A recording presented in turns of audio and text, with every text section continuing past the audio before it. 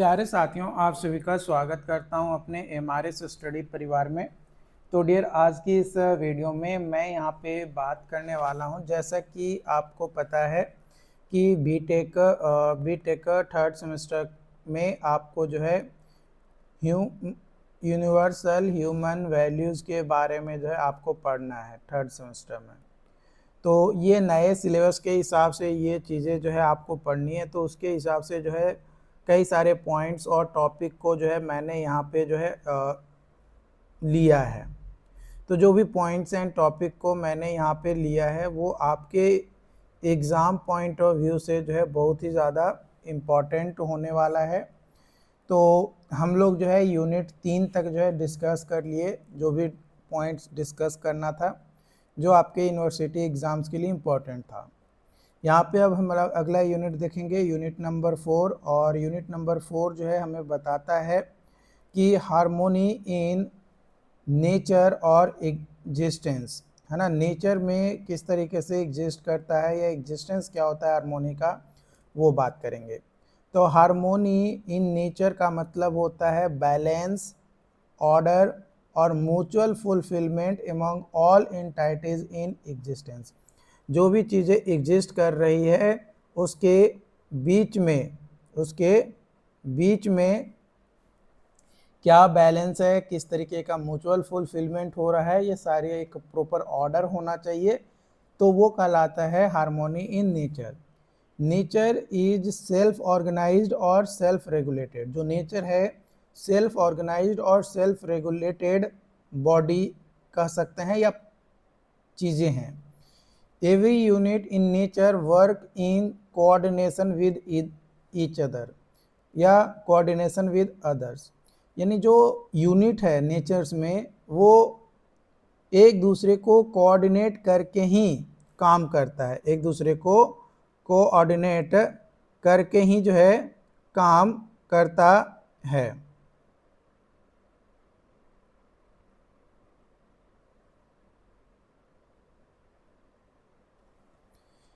और यहाँ पे नेचर में किसी भी तरीके का कोई कन्फ्लिक्ट नहीं होता है। Conflict create by human due to lack of understanding, है ना। कन्फ्लिक्ट जो है क्रिएट किया जाता है किसके द्वारा, ह्यूमन के द्वारा, क्योंकि उसके अंतर्गत आपका प्रॉपर अंडरस्टैंडिंग नहीं हो पाता है जिसके कारण से। लेकिन नेचर्स के पास कोई कन्फ्लिक्ट नहीं होता है। Nature always operate in harmony, humans must learn to align with it. माने कैसे हार्मोनी के साथ अलाइन करना है, मिलकर चलना है, ये ह्यूमन को सीखना पड़ता है। लेकिन नेचर ऑटोमेटिकली हमेशा हार्मोनी में ही काम करता है। अगर हम ऑर्डर की बात किया जाए नेचर का, तो 4 ऑर्डर है।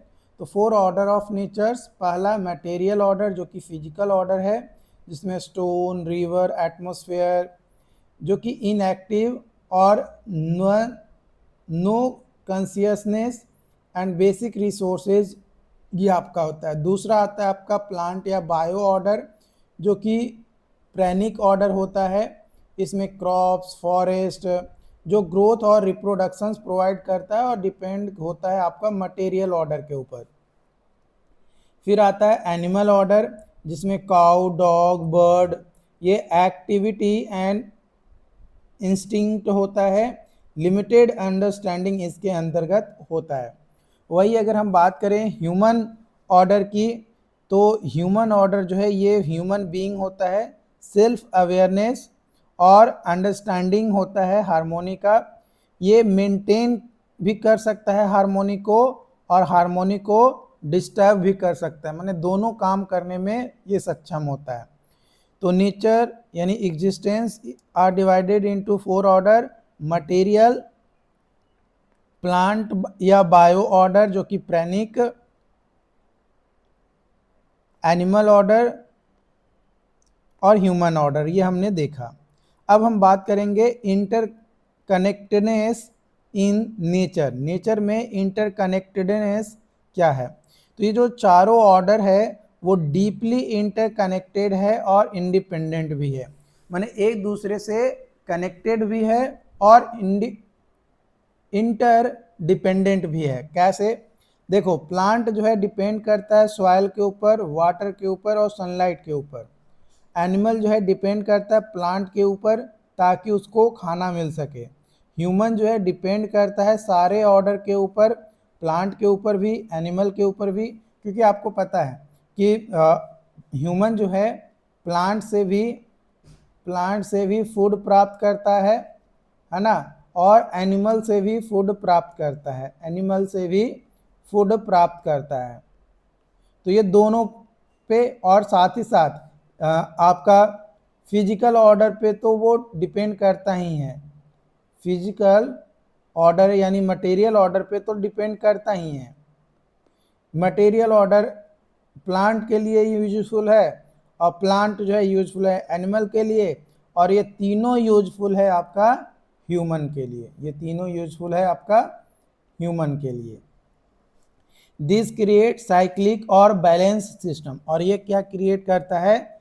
साइक्लिक और balance system. Mutual fulfilment, mutual fulfilment का मतलब होता है every unit in nature support others while fulfilling it's on purpose, माने अपना पर्पस को फुलफिल करने के लिए दूसरे के साथ अच्छे से व्यवहार करना ताकि दोनों का फायदा हो सके। जैसे plants take CO2 and gives O2, यानी प्लांट जो है कार्बन डाइऑक्साइड लेता है और ऑक्सीजन जो है देता है, और एनिमल जो है हेल्प करता है इन पॉलिनेशन, पॉलिनेशन में एनिमल हेल्प करता है। ह्यूमन जो है प्रोटेक्ट करता है और कंजर्व करता है नेचर्स को।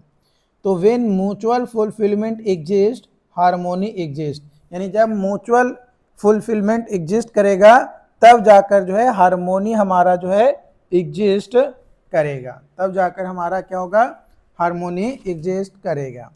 Self regulation in nature, nature has an inbuilt system of regulation, inbuilt system होता है रेगुलेशंस का नेचर के लिए। Example water cycle, food chain, ecosystem balance. तो ये सेल्फ रेगुलेशन होता है और इनबिल्ट सिस्टम आपका होता है। ठीक है, वाटर साइकिल में देखो, पहले जो है कहीं पे पानी जमा होता है, धूप निकलता है ना, धूप निकलता है तो वो पानी क्या होता है? भाप बन के उड़ता है। जब ये भाप बन के उड़ता है और कई सारे हो जाते हैं तो ये बादल का फॉर्म लेता है, और बादल बहुत ज़्यादा जो है भारी हो जाता है, फिर वो क्या होता है? फिर वो बारिश के फॉर्म में फिर से वो वापस नीचे आता है, फिर से पानी बनता है, फिर भाप बनता है, फिर बादल बनता है, फिर आता है। तो ये जो वाटर साइकिल है ये कंटिन्यूअस प्रोसेस जो है होते रहता है। तो ये क्या है? इनबिल्ट सिस्टम है रेगुलेशंस का, इससे हमें किसी तरीके का रेगुलेशन करने की ज़रूरत नहीं पड़ता है, इससे हमें किसी भी तरीके का रेगुलेशंस करने की ज़रूरत जो है नहीं पड़ता है।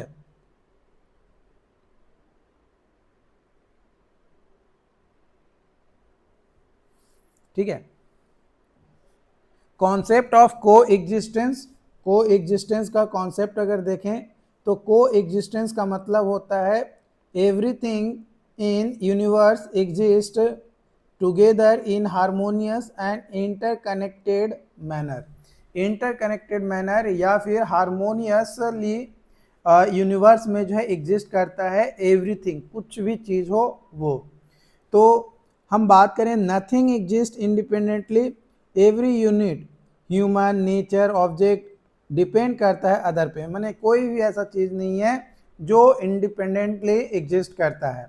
Interconnectedness, all things are related to each other, complementary natures, यानी different unit support and fulfil each other, मतलब अलग अलग यूनिट सपोर्ट हो सकता है लेकिन फुलफिलमेंट एक दूसरे का होगा। हार्मोनी इन एग्जिस्टेंस, यानी proper understanding lead to balance and mutual benefits, अगर प्रॉपर अंडरस्टैंडिंग हो रहा है तो बैलेंस होगा और म्यूचुअल बेनिफिट्स देखने को मिलेगा। एग्जिस्टेंस इज इक्वल टू को existence, this means existence it self is not isolated. Existence जो है आइसोलेटेड नहीं हो सकता है, अलग नहीं हो सकता है। ये स्टेट है म्यूचुअल हार्मोनी का और रिलेशनशिप बिटवीन ऑल यूनिट्स, है ना, जितने भी यूनिट्स है सभी के अंदर एक म्यूचुअल हार्मोनी और रिलेशनशिप के साथ ही होता है, आइसोलेटेड एग्जिस्टेंस नहीं हो सकता है। Holistic perceptions of existence. Holistic perceptions का मतलब होता है seeing the whole system, understanding unity in diversity, all unit are interconnected, no unit is isolated and harmony जो है यूनिवर्सल होता है। तो ये होलिस्टिक परसेप्शंस होता है एग्जिस्टेंस का। तो रोल अगर हम देखें आपका ह्यूमन बीइंग का इन नेचर्स में, तो पॉजिटिव रोल क्या होता है, तो protections and conversion of environment, sustainable use of natural resources, afforestation and preservation, maintaining ecological balance and sustainable development.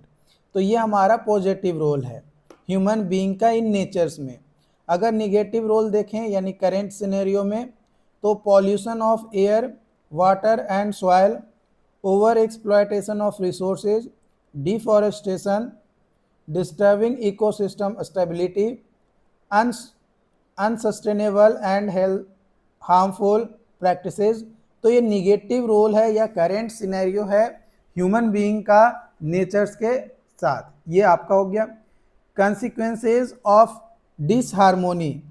तो डिसहार्मोनी अगर होता है तो उसका क्या नुकसान देखने को मिलेगा, तो when human disturb natural harmony, जब ह्यूमन जो है डिस्टर्ब करता है नेचुरल हार्मोनी को, तो environment pollution, climate change, resource depletions, loss of biodiversity, ये सारी चीज़ें देखने को मिलता है।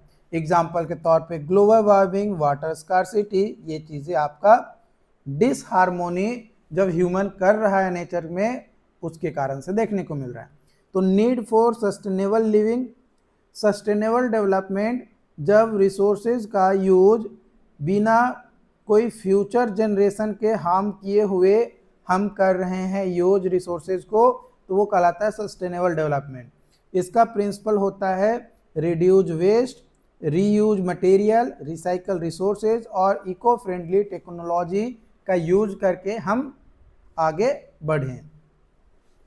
यहाँ पे लॉन्ग टाइप क्वेश्चन और शॉर्ट टाइप क्वेश्चन दो मैंने यहाँ पे लिया है।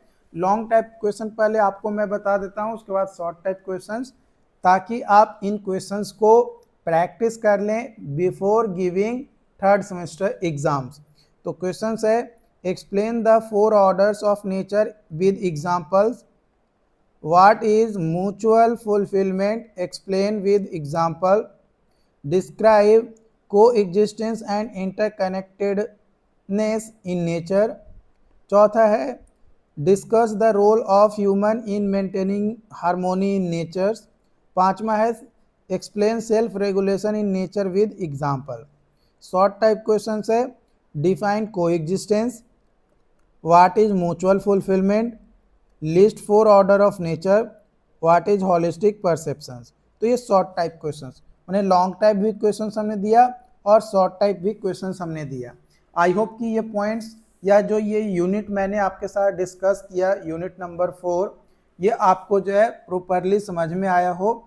अगर देखो किसी भी पॉइंट्स में आपको लगता है कि डाउट्स है या कन्फ्यूजन्स है, तो आप हमें बिना हेजिटेशंस के सवाल जो भी है आपका वो आप पूछ सकते हो, है ना। आप यूट्यूब पे पहली बार आए हैं तो चैनल को सब्सक्राइब जरूर कर लीजिएगा। बाकी नोट्स जो है वो आपको कहाँ पे मिलेगा, MRS स्टडी ऑफिशियल जो हमारा एप्लीकेशंस है वहाँ पे आपको जो है मिल जाएगा। Okay, thank you.